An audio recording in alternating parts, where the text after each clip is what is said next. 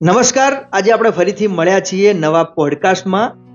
દિવસે ને દિવસે આજે ધર્મ ઉપર સવાલ ઊભા થઈ રહ્યા છે. તો ધર્મ શું છે, વિજ્ઞાન શું છે અને કાયદો શું છે, આજે આપણે આ બાબત વિશે વાત કરવાના છીએ. આજે આપણી સાથે છે ધ્રુવભાઈ કે પટેલ, જેઓ એડવોકેટ છે અને ખૂબ સ્પિરિચ્યુઅલ છે અને ધાર્મિક બાબતો વિશે ઘણી બધી જાણકારી પણ ધરાવે છે. સ્વાગત છે ધ્રુવભાઈ આપનું. જી, ખૂબ ખૂબ આભાર ભરતભાઈ. સૌ પ્રથમ તો આ વિષય લેવા બદલ કે સનાતન ધર્મ, વિજ્ઞાન અને કાયદો જે આજના સમયની ખૂબ જ જરૂરિયાતવાળી વસ્તુ છે, તે વિષય આપે લીધો છે બદલ ફરી એકવાર ખૂબ ખૂબ આભાર. અને સાથે જ જણાવવા માંગીશ આ પોડકાસ્ટના માધ્યમથી તમામ દર્શક મિત્રોને કે હું અહીંયા કોઈ પણ ધર્મનો વિરોધ કરવા માટે નથી આવ્યો. હું અહીંયા કોઈ અંધશ્રદ્ધા ફેલાવવા માટે નથી આવ્યો. હું શું સત્ય છે તે કહેવા માટે અહીંયા ઉપસ્થિત થયો છું. અને સાથે સાથે સનાતન ધર્મએ ક્યારેય એમ નથી કહ્યું કે સનાતનનો સ્વીકાર કરો, સનાતનને ફોલો કરો. સનાતન હંમેશા કહે છે કે કોઈ પણ વિષય કે વસ્તુ તમારી સમક્ષ આવે ત્યારે સૌ પ્રથમ તેના પર વિચાર કરો, પ્રશ્નો કરો અને ત્યારબાદ જે સત્ય લાગે તેનો સ્વીકાર કરો. અને આ જ એક ખૂબસૂરતી છે જે મને સનાતન તરફ આકર્ષે છે. ઓકે ધ્રુવભાઈ, પણ આજે દિવસે ને દિવસે તમે વાયરલ ન્યૂઝમાં જોતા હોય કે કોઈ રીલ્સમાં જોતા હોય ત્યારે વારંવાર લોકો ધર્મને ટાર્ગેટ કરતા હોય છે. અને આજે લોકોને કેવું છે કે જે જોતા હોય એ સત્ય માની લેતા હોય છે. તો ધર્મ શું છે? સૌ પ્રથમ તો ભરતભાઈ, ધર્મને આજે ઘણા બધા લોકો એવું સમજે છે કે આપણે મંદિરમાં જઈએ, પૂજા પાઠ કરીએ, નીતિ નિયમમાં રહીએ, દરરોજ સેવા પૂજા કરીએ, એ જરૂરી છે ચોક્કસથી. પરંતુ ધર્મ એટલે શું? તો ધર્મ એટલે ધારણ કરવું. અને સનાતન ધર્મ એટલે શાશ્વત, કે જેનો જન્મ પણ નથી, જેનો અંત પણ નથી. સનાતન કયા પાયા પર રહેલો છે? તો સત્ય, પ્રેમ, કરુણા અને સાથે સાથે ન્યાય. આજે કોઈ પણ વસ્તુ આ ચાર પાયા આધારિત હશે તો ચોક્કસથી એની અંદર એક વ્યક્તિને પોતાના ચરિત્ર નિર્માણ કરવાનો અવસર મળશે. એટલે ધર્મ શું છે? ધારણ કરવું. તો ધારણ શું કરવાનું છે? તો મુખ્ય આ ચાર જે મુદ્દા છે, સત્ય, પ્રેમ, કરુણા, ન્યાય અને કર્તવ્ય, આ મુદ્દાઓને ધારણ કરી અને જીવન જીવવાની પદ્ધતિને આગળ ધપાવવાની છે. કોઈ પણ વ્યક્તિ હોય સાચું બોલતો હોય એટલે એ ધાર્મિક છે. કોઈ પણ વ્યક્તિ પોતાનું કર્તવ્યનું પાલન કરે છે એટલે એ ધાર્મિક છે. કોઈ પણ વ્યક્તિ ન્યાયપ્રિય છે તો એ ધાર્મિક છે. આવું આપણે માની શકીએ. જી, ચોક્કસથી. જેમ કે સરળ, હું જે પ્રોફેશન સાથે જોડાયેલો છું તેનું જ ઉદાહરણ આપું. જેમ કે કોઈ પોલીસ અધિકારી છે, જેને કોઈ વ્યક્તિ 1 લાખ રૂપિયાની લાંચ આપવાનો પ્રયત્ન કરે છે અને પોલીસ અધિકારી 1 લાખ રૂપિયાની લાંચ સ્વીકારતા નથી, ત્યારે એ ધર્મનું પાલન કરે છે.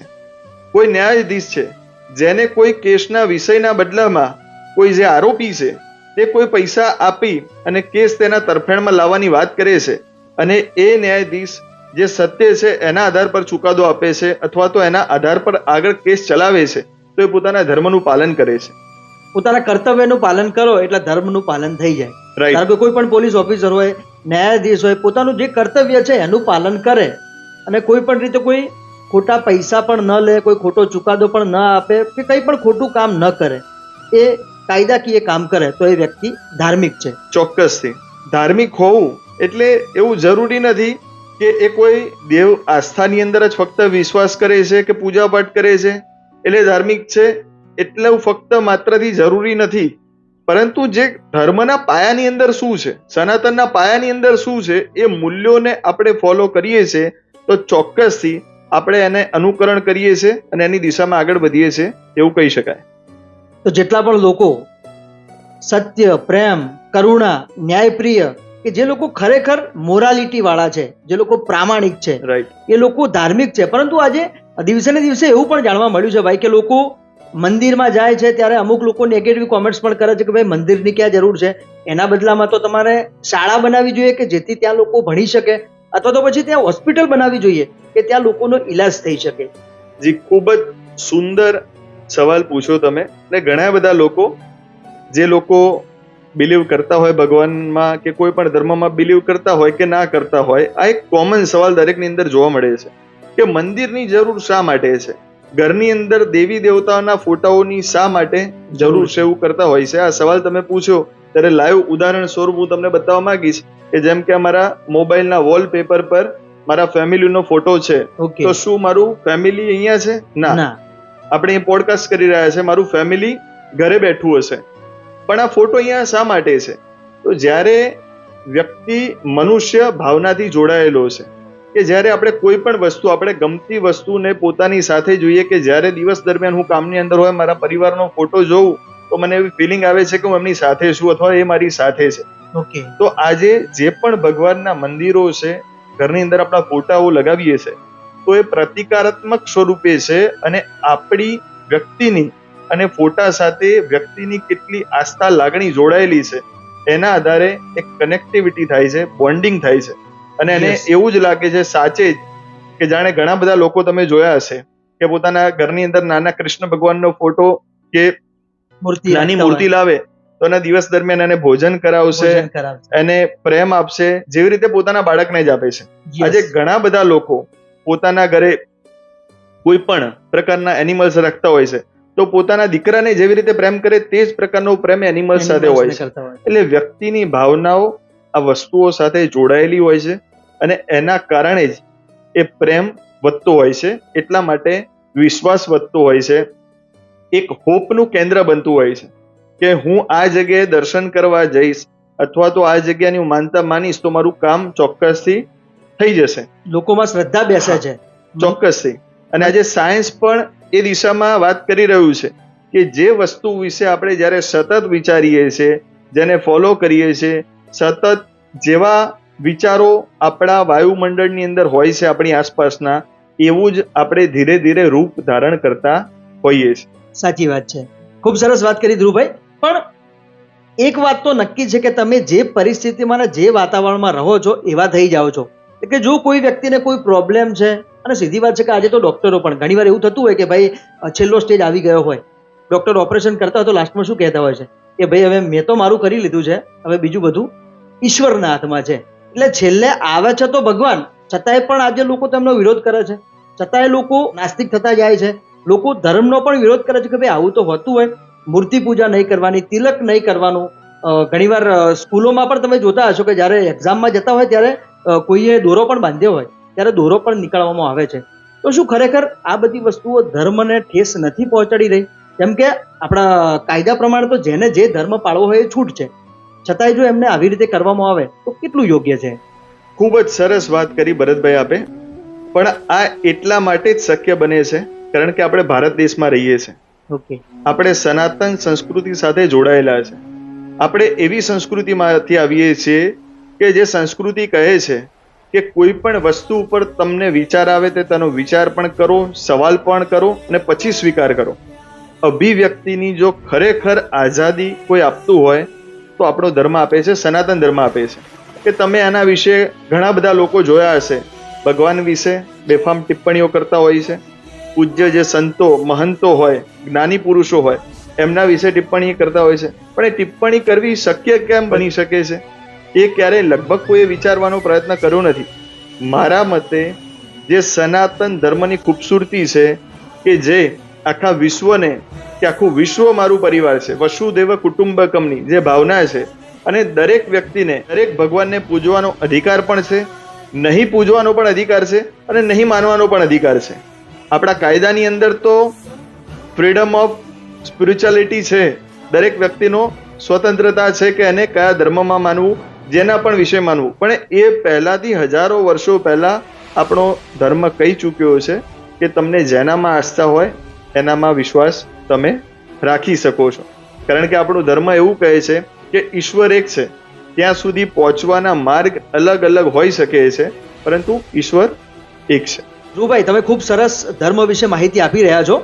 તો આજે લોકો એવું પણ કહેતા હોય છે કે ભાઈ આપણે જો વધુ ધર્મ પાછળ પડીશું તો આપણો દેશ પણ પાછળ રહી જશે. કેમ કે આજે તમે જુઓ છો કે ચાઇના છે, કોરિયા છે, જાપાન છે, દરેક વસ્તુમાં મેડ ઇન ચાઇના હોય છે. ત્યારે લોકો એવું પણ કહેતા હોય કે ભાઈ આપણે ટેકનોલોજી તરફ જવું જોઈએ. તમે બીજા દેશોને જુઓ તો આ બાબતે શું ખરેખર આપણે ધર્મમાં વધુ માનીશું, ધર્મની પાછળ પડીશું તો શું આપણો દેશ પાછળ રહી જશે? નહીં, બિલકુલ એવું નથી. હું એક સરસ ઉદાહરણના માધ્યમથી એનો જવાબ આપવા માંગીશ. માની લો તમારી પાસે એક મોંઘીદાર ગાડી છે, પરંતુ એ ગાડીમાં સ્ટેરિંગ નથી. ઓકે. તો શું થશે? અકસ્માત થઈ જશે. એટલે જે મોંઘીદાર ગાડી છે તે વિજ્ઞાન છે. ઓકે. વિજ્ઞાન શું છે? એ શક્તિ આપે છે, નવી નવી શોધોના માધ્યમથી શક્તિ પ્રદાન કરે છે. જ્યારે સ્ટેરિંગ શું છે? તે દિશા આપે છે. ઓકે. તો સ્ટેરિંગ એ ધર્મ છે. જો શક્તિ હશે પણ દિશા નહીં હોય તો શું થશે? જેવી રીતે બીજું એક ઉદાહરણ આપું, એટોમિક એનર્જી, એના દ્વારા વીજળી પણ ઉત્પન્ન થઈ શકે અને એટમ બોમ્બ પણ ઉત્પન્ન થઈ શકે. સાચી વાત છે. તો જો દિશા નહીં હોય તો ચોક્કસથી શક્તિ કોઈ કામ નહીં આવે. માની લો કોઈ વ્યક્તિ પાસે 2 આંખ છે, કોઈ એક આંખ કામ કરતી બંધ થઈ જાય તો ચોક્કસથી એને જીવન જીવવામાં મુશ્કેલી પડશે. તો આજના સમયમાં વિજ્ઞાન અને ધર્મ એ માણસની 2 આંખ છે. શક્તિની સાથે સાથે જો યોગ્ય દિશા હશે તો એ શક્તિનો સદુપયોગ થશે. એટલા માટે વિજ્ઞાન અને ધર્મ બંનેની જરૂર છે. ઓકે. એટલે ધર્મ અને વિજ્ઞાન બંને આંખો જ એવું છે કે ભાઈ કોઈ એકના વગર પણ નહીં ચાલે. બંને સાથે હશે તો જ જીવનમાં સારી રીતે ચાલવાનો રસ્તો મળશે. ઘણીવાર એવું પણ થાય કે ટેકનોલોજીના કારણે દેશ ખૂબ આગળ વધી જાય પણ એમનામાં મોરાલિટી ન હોય. જેમ કે તમે જે ધર્મના પાયાના મૂલ્યો કયા એ ન હોય તો પછી દેશનો વિકાસ પણ ન થઈ શકે. એટલે ધાર્મિક તો રહેવાનું છે, વિજ્ઞાનથી દેશને આગળ પણ લઈ જવાનો છે, પણ જે ધર્મ છે એનું ખૂબ ચુસ્તપણે પાલન પણ કરવાનું છે. કેમ કે ધર્મ તમને રસ્તો બતાવે છે જીવન જીવવાનો. જી રાઈટ, બિલકુલ વાત. અત્યારે છેલ્લા કેટલાક સમયથી ભરતભાઈ સમાજની અંદર એવા કેટલાય લોકો ફરી રહ્યા છે જે આ બંને વસ્તુનું જબરદસ્તી કમ્પેરિઝન કરવા માંગે છે. સાચી વાત છે. ધર્મ અને વિજ્ઞાનનું મારું એવું માનવું છે, વિજ્ઞાન વિજ્ઞાનની જગ્યાએ નંબર 1 છે, ધર્મ ધર્મની જગ્યાએ નંબર 1 છે. એ બંનેનું કમ્પેરિઝન શક્ય નથી. બંને પોતપોતાની જગ્યાએ સમાન છે. પરંતુ આ બંનેનું કમ્પેરિઝનના નામે યુવાનોને ગેરમાર્ગે દોરી અને ધર્મથી દૂર કરવાની વાત માટે આ પ્રકારના મુદ્દાઓ ઘણા બધા લોકો બજારની અંદર ઉત્પન્ન કરતા હોય છે. અને આજના યુવાનો પણ, જેમ કે આજે રીલ્સનો જમાનો ચાલે છે તો બધા જે ઓનલાઈન જોતા હોય એને બધું સાચું માની લેતા હોય. એટલે જો કોઈ પણ વ્યક્તિ હોય, ધારો કે વિજ્ઞાનની ટેકનોલોજી ખૂબ વિકસી ગઈ હોય, ઘણા બધા પૈસા પણ કમાઈ લીધા હોય, પણ જ્યાં સુધી ધર્મ નહીં હોય, જ્યાં સુધી એને શીખવવામાં નહીં આવી હોય ત્યાં સુધી એ ટેકનોલોજી પણ કઈ કામની નથી. રાઈટ. એટલે બેસ્ટ જોવા જઈએ તો ધર્મ જ મહાન છે. વિજ્ઞાન હશે પણ ધર્મ નહીં હોય તો રાઈટ તો નુકસાન થશે. એકવાર જો ધર્મ હશે ને વિજ્ઞાન નહીં હોય તો વાંધો નહીં આવે. રાઈટ. શરૂઆતમાં ક્યાં આટલી બધી શોધ હતી? શરૂઆતમાં લોકો જીવતા હતા ખૂબ સારી રીતે, બધું પાલન પણ કરતા હતા, ધાર્મિક પણ હતા, ત્યારે પણ લોકો સારી રીતે જીવતા હતા. પણ જેમ જેમ વિજ્ઞાન વિકસ્યું છે એવી રીતે ધર્મનો વિરોધ પણ વધ્યો છે. તો બંનેનો સુમેળ ભર્યો જે સંબંધ રહે એ ખૂબ ઇમ્પોર્ટન્ટ છે. રાઈટ. એક સરળ રીતે સમજીએ તો આજે કોઈ પણ વ્યક્તિ જે 4 મુખ્ય વાતો કીધી કે કોઈ પણ વ્યક્તિમાં ઈમાનદારી હશે, નૈતિકતાપૂર્વક પોતાનું કામ કરવાની જવાબદારી હશે, દરેક સાથે પ્રેમ કરુણા રાખતો હશે, એ વ્યક્તિ આજે કોઈ પણ કામ તમે આપશો, ચાહે વિજ્ઞાનના વિષયનું કામ હશે કે કોઈ પણ વિષયનું કામ હશે, ધર્મ આ મૂલ્યો થકી માણસને માણસ બનાવવાનું કામ કરે છે. સાચી વાત. અને ગમે તેટલો ટેકનોલોજી આવી જાય, ગમે તેટલો દેશ આગળ વધી જાય, પણ જ્યારે વ્યક્તિની અંદર આ નૈતિક મૂલ્યો નહીં હોય જે ધર્મ દ્વારા શીખવવામાં આવ્યા છે, ત્યારે કોઈ પણ ટેકનોલોજીનું અને કોઈ પણ ટોચ ઉપર પહોંચેલા વ્યક્તિનું, સંસ્થાનું કે દેશનું પતન નક્કી છે જો આ નૈતિક મૂલ્યોને સાચવીને આગળ નહીં ચાલવામાં આવે તો. આજે તો તમે જોઈ રહ્યા છો કે વિદેશી સંસ્કૃતિ પણ આવી ગઈ છે. જેવી રીતે જોતા હતા કે આપણા જૂના જમાનામાં જે પ્રમાણે આપણા જે વડવાઓ હતા એ કેવી રીતે જીવન જીવતા હતા, આજના યુવાનો ગેરમાર્ગે દોરાઈને કેવી રીતે જીવન જીવી રહ્યા છે, તો ખરેખર તો આ ખૂબ નુકસાનકારક છે. કેમ કે યુવાનો ઘણી બધી રીલ્સ તમે જોતા હશો આજે કે જેમાં એકદમ ક્લિયર કટ દેખાય છે. હમણાં જ તમે જોયું હશે જંતર મંતર ઉપર, તો એમાં પણ ઘણા લોકોએ ટાર્ગેટ કર્યો ધર્મને. રાઈટ. જે મૂળ મુદ્દો હતો ત્યાં આજે આપણે જે વિષય લઈને બેઠા છીએ, પણ આજે મુદ્દો આવ્યો છે તો એના વિષય પર પણ હું મારો પ્રતિક્રિયા આપવા માંગુ છું કે જે મુદ્દો હતો વિદ્યાર્થીઓનો, કે આજે વિદ્યાર્થીઓ સાથે અન્યાય થઈ રહ્યો છે, પેપર કોઈ જગ્યાએ ફૂટી રહ્યું છે, તો ચોક્કસથી વિદ્યાર્થીઓને અવાજ ઉઠાવવો જ જોઈએ અને એના વિરુદ્ધ જે પણ આગળ કાર્યવાહી થવી જોઈએ એ દિશામાં આગળ વધવું જોઈએ. પરંતુ એ મુદ્દા સાઈડ પર મૂકી અને જ્યારે કોઈ ધર્મ પર ટિપ્પણી કરવામાં આવે છે, બીભત્સ ગાળો બોલવામાં આવે છે, ત્યારે ચોક્કસથી એવું લાગે કે ખરેખર વિદ્યાર્થીઓના મુદ્દાને પણ આ જે ગેરજવાબદાર લોકો છે એ લોકો ડાયવર્ટ કરવા માંગે છે. સાચી વાત છે. 90% ટાર્ગેટ કરવામાં 90% વિદ્યાર્થીઓ ત્યાં સાચા બેઠા હતા, પણ 10% જે આ ટોળકી હતી જે વિદ્યાર્થીઓનો હકીકતનો મુદ્દો પણ દબાઈ જાય અને જે વિદ્યાર્થીઓ સાચો મુદ્દો લઈને નીકળ્યા છે તે પણ દબાઈ જાય એ પ્રકારના કૃત્યો કરતા હતા. આપણા પોડકાસ્ટથી વિદ્યાર્થીઓને પણ ખૂબ મદદ થવાની છે, તેમજ લોકોની જનજાગૃતિ માટે પણ મદદ થવાની છે કે ભાઈ એક્ઝેક્ટ ધર્મ અને વિજ્ઞાન, જો ફક્ત ને ફક્ત લોકો એવું જ માને કે વિજ્ઞાન જ સત્ય છે તો સત્ય છે, કોઈને કંઈ વાંધો નથી, પણ સાથે જો ધર્મ હોય ને તો વિજ્ઞાનનો પણ બહોળો વિકાસ થઈ શકે. જી બિલકુલ સાચી વાત છે. યસ ધ્રુવભાઈ, આપણે ધર્મની તો ખૂબ સરસ વાત કરી, વિજ્ઞાન શું છે, ધર્મ શું છે, પણ આજે વિશ્વમાં ધર્મના નામે ખૂબ મોટા મોટા યુદ્ધો પણ થઈ રહ્યા છે, ઝઘડા પણ થઈ રહ્યા છે. તો એક્ઝેક્ટ લોકો આમાં નેગેટિવ પણ થાય કે ધર્મના નામે ઝઘડા થઈ રહ્યા છે. આ બાબતે શું કહેશો? જી ભરતભાઈ, એને હું થોડું અલગ રીતે જોઉં છું કે દુનિયામાં જે ઝઘડાઓ થઈ રહ્યા છે એ ધર્મના કારણે નહીં, પરંતુ ધર્મના ખોટા અર્થઘટનના કારણે થઈ રહ્યા હોય એવું મને લાગી રહ્યું છે. જેવી રીતે કોઈ એક છરી છે તો છરીથી એક સફરજન પણ કાપી શકાય અને કોઈની ગરદન પણ કાપી શકાય. તો એમાં છરીનો વાંક નથી, એ જે કાપવા વાળો છે એનો વાંક છે. સાચી વાત. જ્યારે કોઈ પણ ધર્મમાંથી સત્ય, કરુણા અને ન્યાય દૂર થઈ જાય છે ત્યારે ત્યાં ધર્મની સમાપ્તિ થાય છે અને ધર્મનું ખોટું અર્થઘટન થઈ અને વિવાદ જન્મ લે છે અને ત્યાં ઝઘડા થતા હોય છે અને લોકો ધર્મ પ્રત્યે નેગેટિવ થતા હોય છે. જી. પણ આમાં ભૂલ કોની છે કે જ્યાં સુધી લોકો જાગૃત નથી, જ્યાં સુધી લોકો સાચો ધર્મ ઓળખતા નથી કે એક્ઝેક્ટ ધર્મ શું છે, ત્યાં સુધી આ રીતે નેગેટિવિટી રહેવાની. પણ આપણે એવું કરીએ કે ભાઈ આપણે દરેક નાગરિકને ધર્મ વિશે પણ યોગ્ય જ્ઞાન આપીએ. એવી રીતે તમે જોવો છો કે આજે ઘણા બધા જે સંતો છે, મહાત્માઓ છે, ઋષિમુનિ છે, પણ ત્યાં કેટલા લોકો જાય છે? ટેકનોલોજીના લીધે હવે ધર્મમાં ઓછું માનતા થઈ ગયા છે. 30 સેકન્ડની કોઈ પણ પ્રકારની રીલ જોઈ જે કોઈ પણ ધર્મ પ્રત્યે ભડકાઉ ઉકસાવતી હોય, કોઈ પણ ધર્મ વિશે ખરાબ મેસેજ આપતી હોય, એ 30 સેકન્ડની રીલ જોઈને ઘણા બધા લોકો એ ધર્મ પ્રત્યે કે વસ્તુ પ્રત્યે નેગેટિવ અથવા તો બીજી કોઈ રીતે લેતા હોય છે.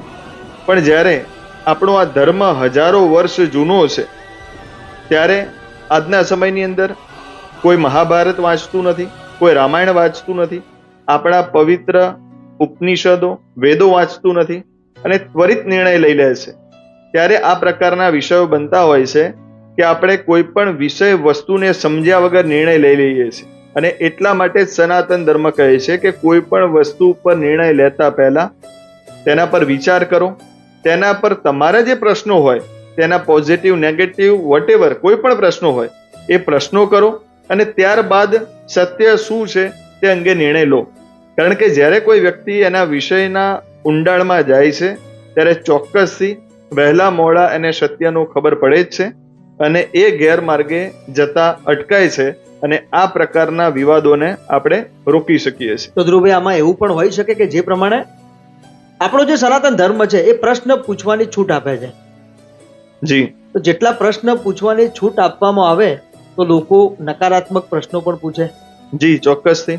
કે આપણા ધર્મની ખૂબસૂરતી જે છે કે અહીંયા ફ્રીડમ ઓફ સ્પીચ છે કે દરેક વ્યક્તિને પોતાના વિચારો વ્યક્ત કરવા, બોલવા, ટિપ્પણી કરવી એ તમામ છૂટ આપવામાં આવી છે.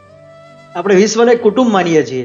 રાઈટ. આપણે ક્યારેય કોઈ ધર્મને નીચો બતાવતા નથી. રાઈટ. સર્વ ધર્મ સંભાવના છે, બધા ધર્મ સમાન છે આવું માનીએ છીએ. પણ જે કટ્ટરવાદી લોકો હોય કે જે લોકો આપણા સનાતન ધર્મને ટાર્ગેટ કરી બેઠા છે એ લોકોના મગજમાં નેગેટિવ વિચારસરણી ભરી રહ્યા છે. તો યુવાનોએ આ બાબતમાં ચોક્કસથી બચવું જોઈએ. તો તમે યુવાનોને શું કહેવા માંગો છો? યુવાનોને તો હું એટલું જ કહેવા માંગુ છું કે આપણા ધર્મના એવા તમામ મુદ્દાઓ છે કે જે આપણને આગળ લેવામાં, એક વ્યક્તિ નિર્માણ કરવામાં મદદરૂપ થયા છે. જેમ કે આપણા શાસ્ત્રોની અંદર લખ્યું છે કે આખા વિશ્વમાંથી જ્યાંથી પણ સારું જ્ઞાન મળે એનો સ્વીકાર કરો. એ ક્યાંથી આવ્યું એ મહત્વનું નથી, એ જ્ઞાન કયા પ્રકારનું છે, કેટલી સકારાત્મકતા વાળું છે, કેટલું આપણા જીવન માટે ઉપયોગી છે તે મહત્વનું છે.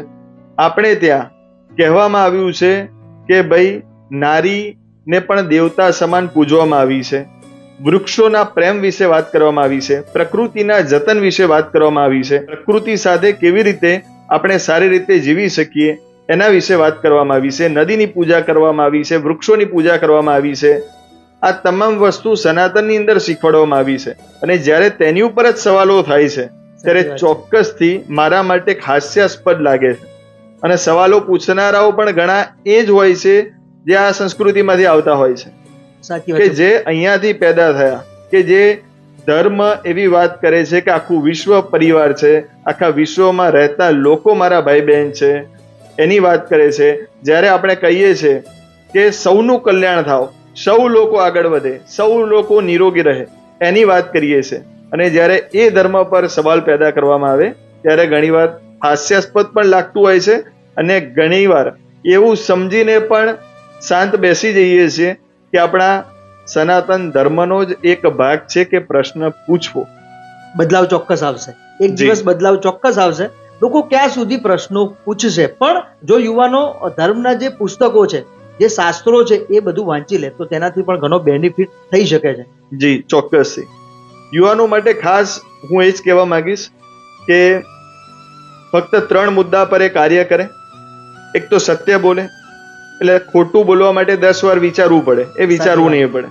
બીજું, કર્તવ્યનું પાલન કરે, પોતાના માતા પિતાની સેવા કરે, પોતે જે પણ વ્યવસાય હોય એ વ્યવસાયની અંદર ઈમાનદારીથી કાર્ય કરે, પોતે જે પણ ધર્મથી બિલોંગ કરતા હોય, દરેક ધર્મનું સન્માન છે, હિન્દુ હોય, મુસ્લિમ હોય, ક્રિશ્ચિયન હોય, બીજા કોઈ ધર્મના હોય, બૌદ્ધ ધર્મના હોય, દરેક ધર્મનું મારા મતે હું તમામને રિસ્પેક્ટ આપું છું. તમે જે પણ ધર્મમાંથી આવતા હોય એ ધર્મ પ્રત્યે તમારી લોયલ્ટી રાખો, એના પ્રત્યે રિસ્પેક્ટ રાખો, માતા પિતા પ્રત્યે સારો ભાવ રાખો, અને પોતે જે પણ વ્યવસાય કરતા હોય એના પ્રત્યે ઈમાનદારીપૂર્વક કાર્ય કરી અને આગળ વધો. યુવાનો માટે 2 વસ્તુની વાત કરી, સત્ય અને કર્તવ્ય. એની સાથે સાથે ત્રીજો સૌથી મહત્વનો વિષય છે તે છે કરુણા. આજે શક્તિશાળી હોવા છતાં પણ પોતાની શક્તિનો દુરુપયોગ ન કરે અને વિનમ્ર રહે, કરુણા રાખે, તે સૌથી મહત્વની બાબત છે જે હું આજના યુવાનોને કહેવા માંગીશ. સાચું બોલવાનું છે, પોતાનું કર્તવ્ય જે છે, ચાહે નોકરી કરતા હોય, જોડે પરિવારમાં રહેતા હોય, છતાં પણ પોતાનું કર્તવ્ય નિભાવવાનું છે. અને પોતે ગમે તેટલા શક્તિશાળી હોય પણ ક્યારે એનો દુરુપયોગ નથી કરવાનો. એક સામાન્ય વ્યક્તિ માટે ધર્મ અને કાયદો શું? જી, ખૂબ જ સરસ પ્રશ્ન છે ભરતભાઈ આપનો. એકદમ સરળતાથી એક ઉદાહરણના માધ્યમથી સમજાવું તો, કોઈ પણ વ્યક્તિ બપોરે 12 વાગે રોડ પરથી પસાર થઈ રહ્યો છે અને રોડ પર સિગ્નલ આગળ લાલ લાઈટ આવી, એ વ્યક્તિ પોલીસને જોઈને પોતાનું વાહન થંભાવી દે છે, એ કાયદો છે.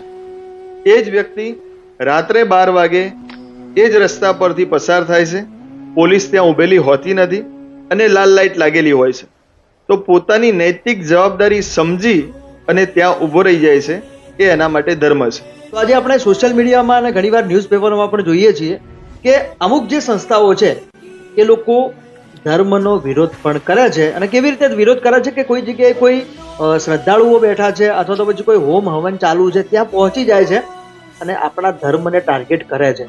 આ બાબત વિશે શું કહેશો તમે?